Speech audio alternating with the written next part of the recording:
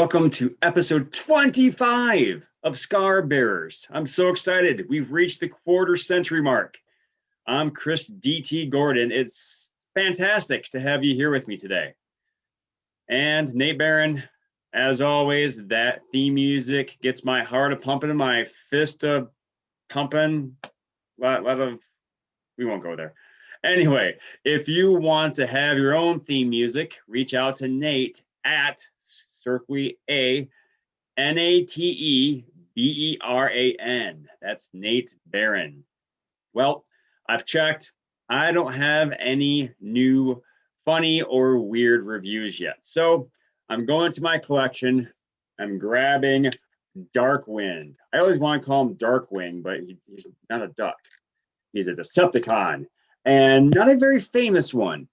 But what I really like about this guy, not only is it a solid build for a Transformer, and he transformed into an SR-71 Blackbird, which is what the X-Men fly, so a possible crossover there, is this sound. And this sound. I just absolutely love that sound effect. Yes, I heard you. It takes me back to the 80s, makes me think of a simpler time of Transformer cartoons that were really good and shag carpeting. Anyway, today I'm going to talk with my new friend Ann Nickell about a medical mystery that she survived that almost resulted in an amputation and did result in some medical issues. However, she survived it and overcame it to become a successful author and blogger. Now, you're probably noticing that I'm wearing a sweater. For those of you listening, I'm wearing a sweater. It's my Thor sweater. It fits really well. And I'm wearing a sweater because I'm a wimp. It's fall. And it's significant because today's sponsor is the first freezing morning of the second half, there we go, I can talk, of 2020. For those of you who are complaining about how hot it was 2 months ago, here you go, you asked for it. Well, I hope you enjoy my conversation with Ann.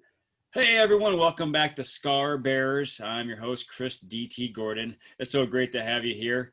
I'm joined by my new friend, Ann Nickell. Did I say that correctly, Ann? Nickell. Nickell, okay, all right. So the double L threw me off. Yep. And so, Ann Nickell, how are you today, Ann? I am doing great. How are you? I'm doing very well, thank you. So we have a connection in that we both have day jobs. You are a real estate agent, correct?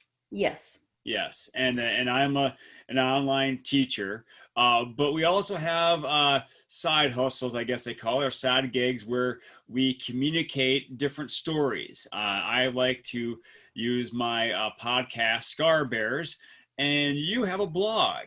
And so what is that blog focused on, Ann? Well, the blog is called Wonderfully Worthy, and it focuses on overcoming your obstacles, finding your passion and purpose, and living your best life possible. Excellent. And what propelled you to start this blog? I was propelled to start it after the incident where I almost lost my life and my leg. And going through that incident and going through some previous incidents as well, being emotionally abused, then going through a divorce, just sort of culminated after that incident. And I wanted a way to share those stories with other people to help them realize that they're not alone, and, just let them know that it is possible to overcome those obstacles, to make a better life for yourself, even in the midst of tragedy. Okay, that's very powerful stuff. If you wouldn't mind, could you take us back to maybe the beginning of where this inspiration came from? Well, the very beginning was after the divorce, because I said I was emotionally abused, and it took a lot of years to sort of get over that. and learned to love myself for who I was and realize that I was worthy of more than that, of, being happy, that even being a Christian, I shouldn't have to live that sort of life. I shouldn't expect to be abused every day because that's not what God wants for me. Mm-hmm. And so that was sort of the beginning of it. And finally realizing that I was worthy of a beautiful life. And that's where I got the idea for the name of the blog, Wonderfully Worthy, because I believe that everyone, no matter who they are, where they're from, what they've done, everyone is worthy of living a beautiful life. Excellent. And so you take that new step in your life, and you move forward, and you're also a writer, correct? Yes. Like of printed books. Yes. And so what prompted you to be a writer? Oh man, I've wanted to write since I was a little kid, actually, and have been writing, mostly short stories and poetry. And I had some short stories published, I had some poems published, but I'd never reached the goal of publishing a book. Mainly, of course, we call them excuses, but mainly because of life, having a family and having a job and always being busy with something. I just never got around to finishing. But then after the incident that almost took my life, I realized I had almost died without ever, realizing that dream of being a published author. So that pushed me to finally finish that first book and publish it. And I did it just a few months after the incident. So I waited all those years, and it took that incident to finally push me, and I finally reached that goal. That's fantastic. So many people say, I want to write a book. And it's like, it's like one of the go-tos, that people say, I want to run a marathon. I want to do something that other people have done that sounds great until you actually try to do it. But that's fantastic that you were able to, accomplish that goal yourself. Now, we have been toying and teasing with the phrase "the incident." Can you please explain what exactly that is? Okay, the incident was actually this month, 2 years ago. Mm. I got the flu one weekend, and I went in and they ran tests, told me that everything looked fine, except I did have an infection. So they gave me an antibiotic for it. Well, the next day after taking that first antibiotic, within about 4 hours, I had lost feeling in both of my legs from the knees down, and I Oh. couldn't walk. Oh, wow. Yes, so they rushed me to the hospital at that point. They ran their own test, including another CT scan. And that CT scan, less than 24 hours after the first one, showed that somehow my body, my entire body from the kidneys down, had filled with blood clots. Oof. Yes, so they told me I was lucky that I was still alive. So they rushed me into surgery and cut me in both groin areas and started pulling out blood clots, trying to get them out before one of them burst.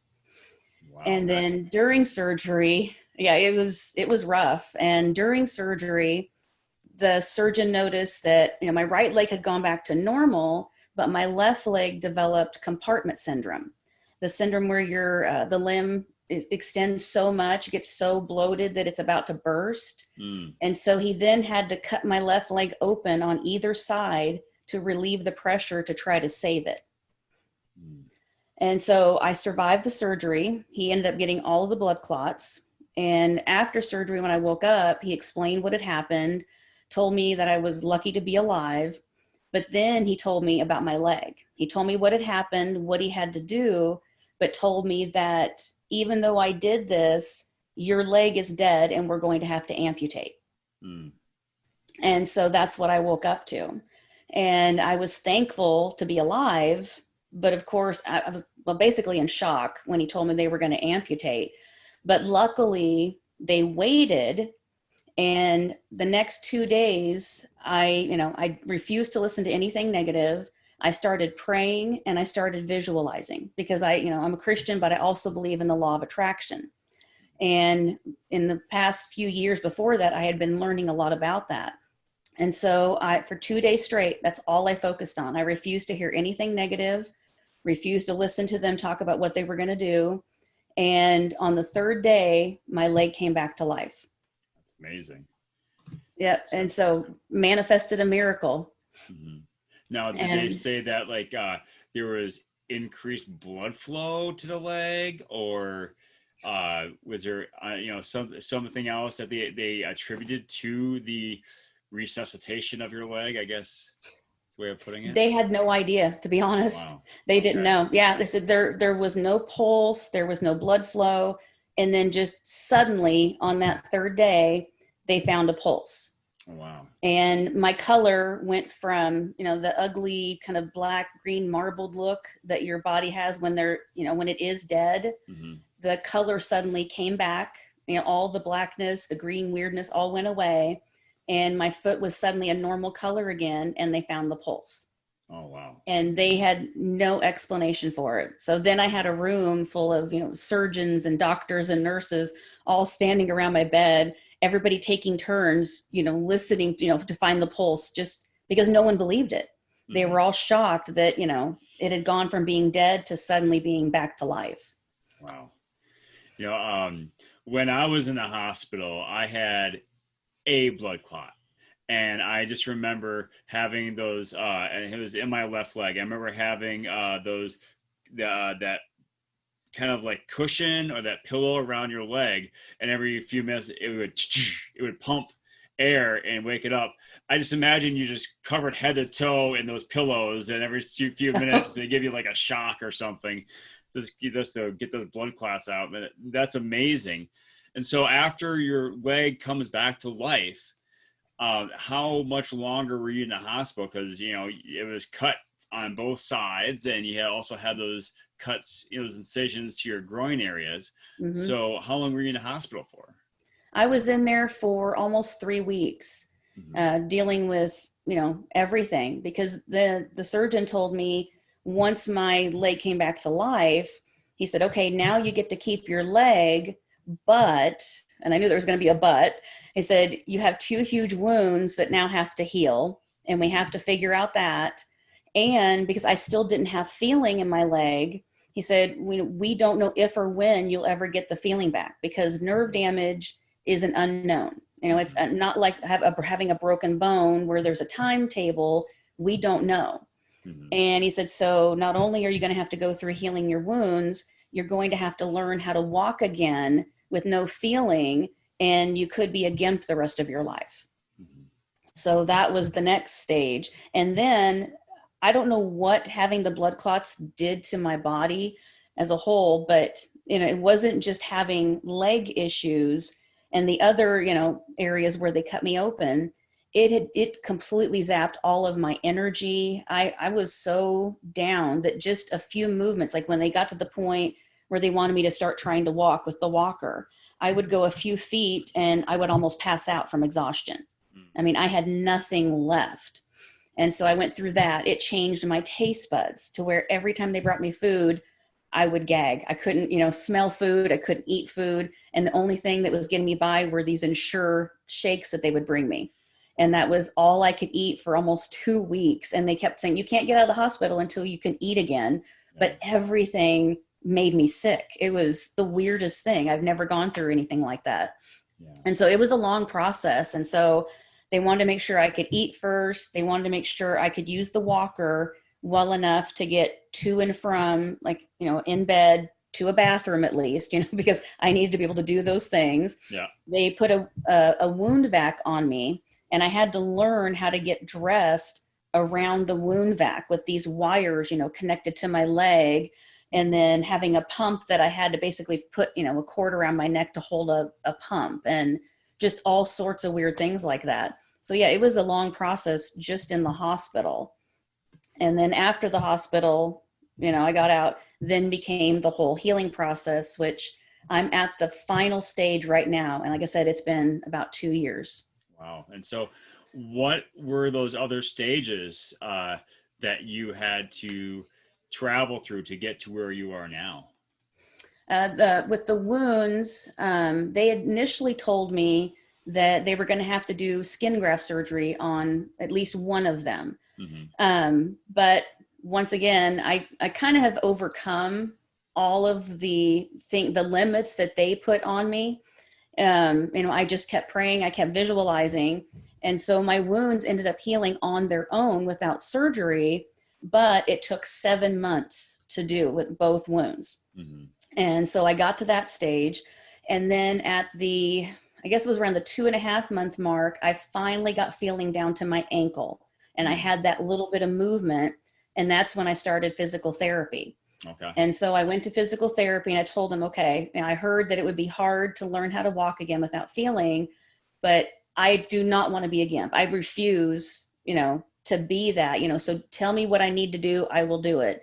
And so for the next almost 6 weeks, I worked with them, and I actually got from, even with no feeling in my foot, I went from using a walker to using a cane. And then on the final day there, I actually walked up and down the hall without the cane. And was awesome. Walking on my own, even without feeling. And so I did all that. But then after that, it was just a matter of continually working on movement in my foot, hoping that the feeling would come back. And there was horrible pain from the nerve damage with it trying to come back. And so every day when the pain would hit, I would remind myself, that means the nerves are trying to work. That means they're trying to come back. If there was nothing, then that would mean that, they're not working. And so it was a lot of pain for a year of the nerves trying to heal themselves. And finally, about the 1.5 year point, I got feeling back everywhere. But some of the feeling was that feeling that when your foot's asleep. Oh, yeah. That tingly, awful feeling. And it would be like that. And I had that feeling for almost another 6 months, to where just about a month ago, almost 2 years in, I finally got like complete feeling back. Well, that's awesome. And so I have that. But then the other thing that happened, which is the final stage I'm working on right now, my toes curled because of the nerve damage and not having that feeling there. And so now I'm wearing the little things, the little jelly things, whatever you call them, that are the straighteners to try to straighten my toes. Okay. And so I'm doing that every day. And that's the final thing. After 2 years, that's the last little step, is to hopefully get my toes straightened back out so that I get my balance completely back, because my balance is still off because of the toes. Mm-hmm.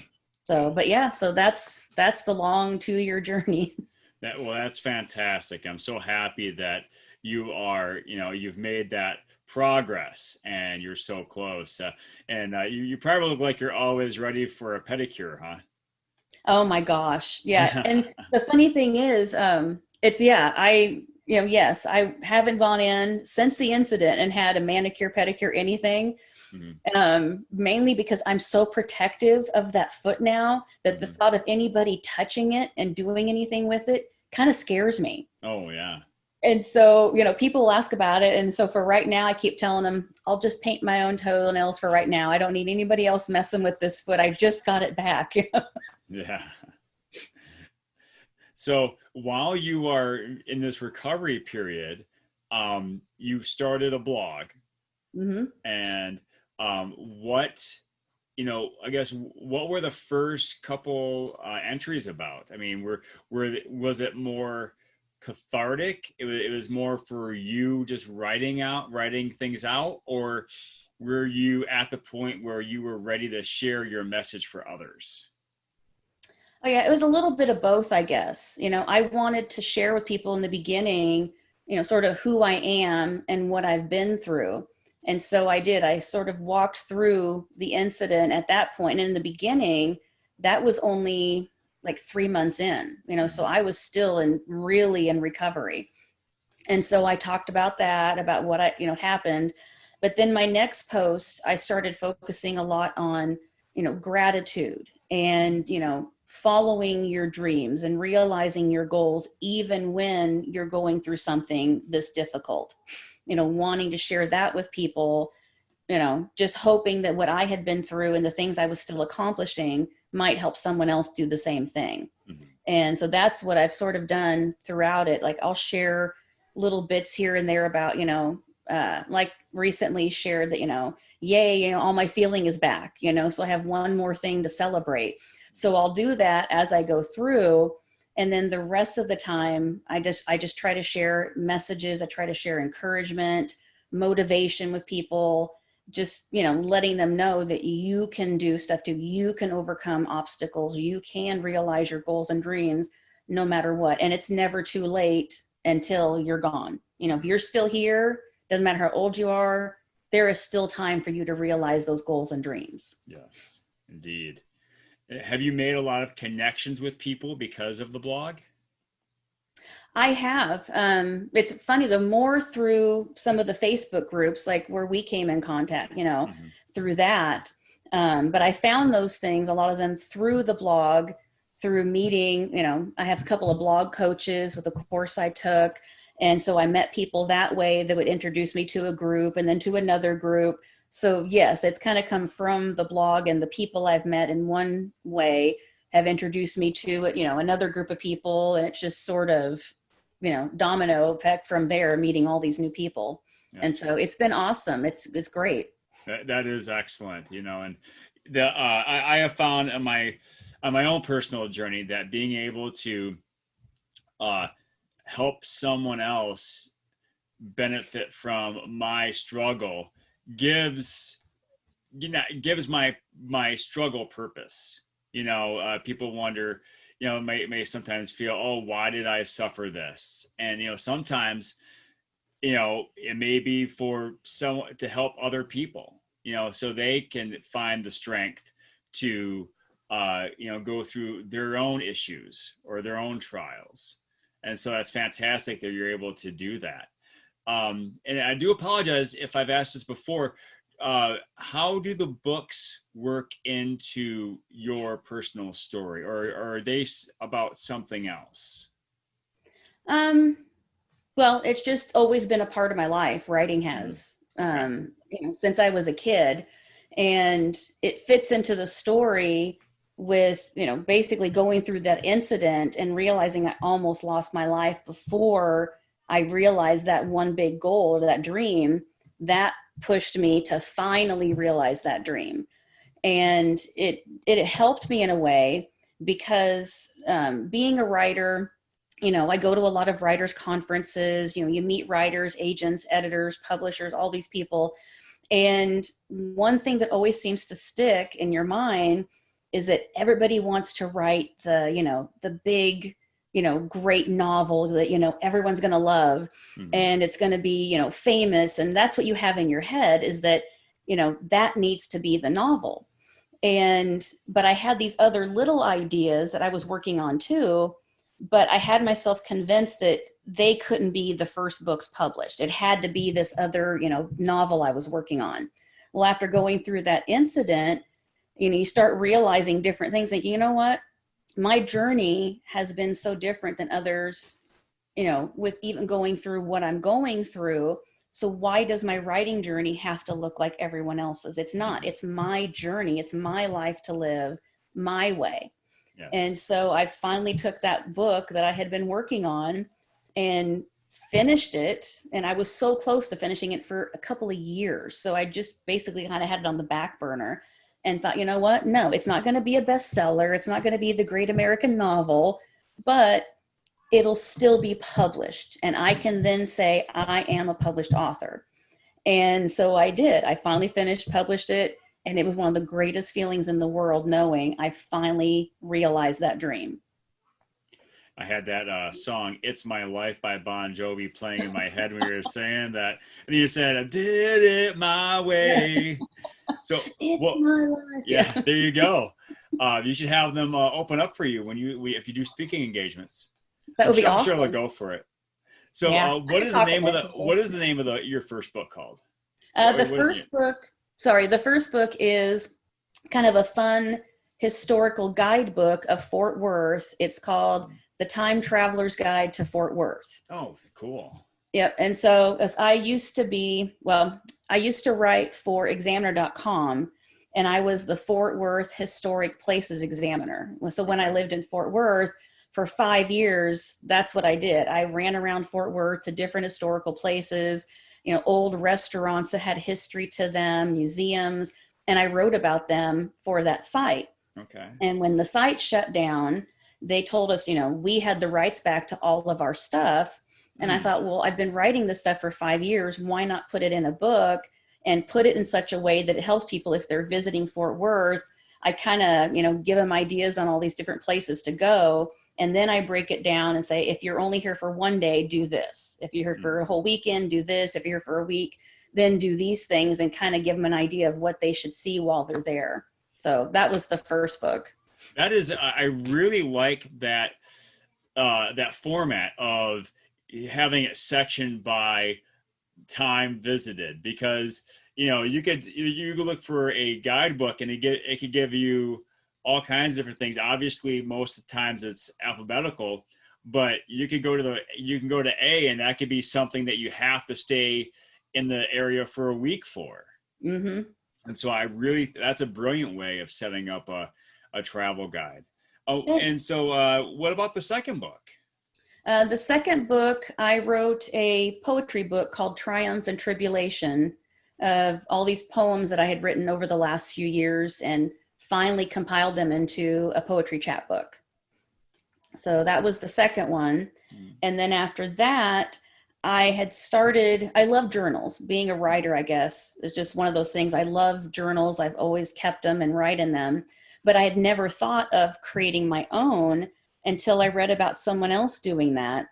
And I thought, well, why haven't I done that? I've been using journals all my life. Why not create fun ones that I wish I had, and maybe other people would like them too? So I started writing and creating journals and publishing those on Amazon as well. Now, when you say creating journals, are you like taking taking a character and writing the journal as the character? Oh, no, just basically blank journals for people to use, and coming up with, fun, interesting covers. And then I'll take the inside and, add quotes or different things too. So they're maybe a little more inspiring. And then I did one, since I love everything to do with the ocean and the sea, I did one based on that. And it's an adult coloring book / journal.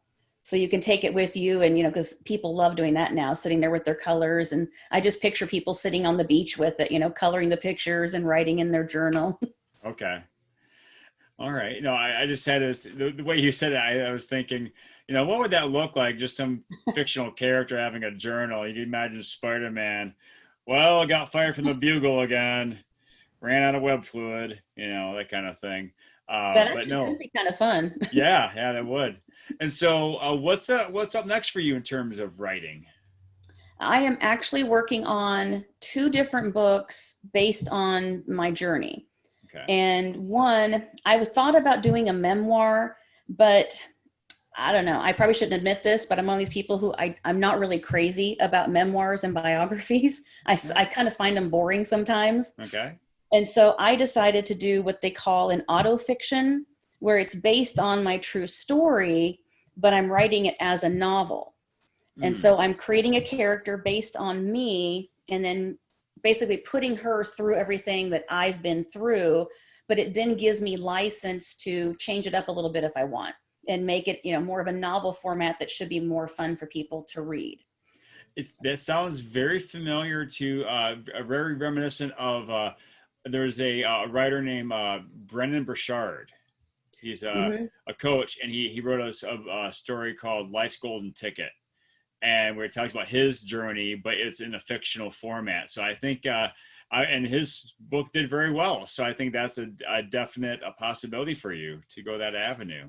So I hope so. And then I'm working on a second one that is more of just a nonfiction self-help book based on the things I've been through, and staying positive through all of it, and manifesting, and, learning a lot about mindset, and wanting to use that to help others do the same. So not a really good explanation, I guess, but no, I understand what I mean, what you're saying there. I mean what you know, as I like to say. Yeah. So that's fantastic, Ann. And so if people want to reach out to you or learn about your books or the blog, where can they find you? The main place is wonderfullyworthy.com, and I have my info on there. I also have my author website, which is Ann C.K. Nickell.com. So those are the two main places. All right. And then, you know, what I guess what is one message that you want to leave with our listeners going forward if they were ever to find themselves in a situation like yours? Mainly, don't give up, and stay positive as much as you can through all of it. Because, when you're going through something like that, you will hear a lot of negativity and you'll hear a lot of facts that are thrown at you. But one thing I've learned, especially being a Christian, is that the power of God and the power of just belief, if you have that, belief in the law of attraction, those things are way more powerful than the facts of man. Because they may be facts in the head of the doctor, but it's facts based on what they know at that time. And as Bob Proctor puts it, that's why they call it practicing medicine, because that's what it is. It's a practice. They don't know everything. And so, try not to let yourself get down, stay positive, and, focus on what can be and never let that go. Never give up to what someone's telling you, because you can make it better. You can overcome. And, that's it. I mean, you have to stay positive and keep that mindset all the time. That's fantastic. And my last question is what my audience always wants to learn about my guests. What is your favorite dinosaur? I love when you ask that question. Mine is the Elasmosaurus. So, Elasmosaurus. That's the first Elasmosaurus. And why the Elasmosaurus? well, I am one of those, I don't know, maybe crazy people who actually believes in the Loch Ness monster. Okay. Yep. And I Nessie. actually traveled to Scotland and I think I caught a glimpse of her, but no one will believe me. And, and if it is true, that's what everybody thinks that, happened, is that the Elasmosaurus somehow survived.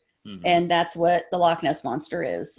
So that's the main reason. Plus I love the ocean. I love the sea. I love sea creatures. And so, yeah, it's the one that swims. And so that's my favorite one. Well, there you go. And it would be fun. Uh, it would be fun if that if we could definitely say that's true. But it's always also fun to just and just hope and believe that it could be true. Yeah, And the mystery of it. I'm gonna keep believing. Yep. That's what So I'm saying. With everything else, it's good to believe. yes. That's sort of what I do. It's like, why doubt, in anything in your life when you could believe in something? It's just one of those positivity things. Exactly. Well, and it's been an absolute pleasure having you on and talking with you. Thank you very much for sharing your story. I greatly appreciate it. Thank you. I appreciate it. Definitely. You have a great day now. You too. Hey, I hope you enjoy that conversation with Ann. If you want to reach out to her, you can find her at her website, wonderfullyworthy.com. She is also on Facebook and Instagram at Wonderfully Worthy Women. If you want to check out what I'm doing as a speaker, you can go to chrisdtgordon.com. You can also find me on Facebook, Instagram, LinkedIn, and YouTube at Chris DT Gordon. And you can always check out the Scar Bears podcast on Apple Podcasts, Google Podcasts, all the podcasts, at least a good number of them. And if you want to find your musical theme song, you can reach out to Nate Barron at Nate Barron, Nateberan, again, with that little circly A in the front. Please like, share, subscribe, review. Thoroughly enjoy these podcasts and episodes that I'm putting out because I want to help motivate people and inspire people.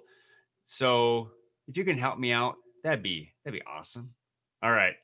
Thanks a lot. Please have a great day and remember to pass on perfection and go for greatness.